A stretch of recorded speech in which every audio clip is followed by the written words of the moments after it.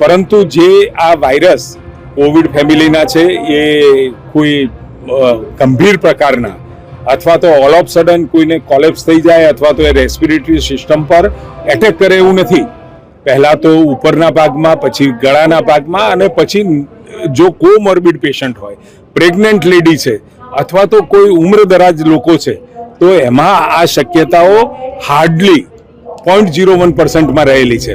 પરંતુ રાજ્ય સરકારે તો એને ગંભીર ગણવાની સાથે ગણ્યું એટલા માટે નથી કારણ કે આ જે ફેમિલી કોવિડ ફેમિલીનો જે વાયરસ છે એ ફેમિલીનો વાયરસને WHO પણ એને ગંભીર નથી ગણ્યું અને એના કારણે અમે બધી વ્યવસ્થાઓ તો ગુજરાતમાં આપણે કરી જ લીધી છે.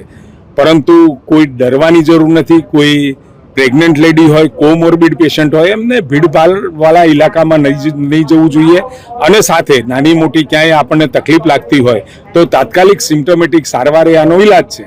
તો તમારા ડૉક્ટરને અથવા તો આપણા સરકારી વ્યવસ્થાઓમાં જઈ એની સારવાર કરાવી લેવી એ ખૂબ જરૂરી છે.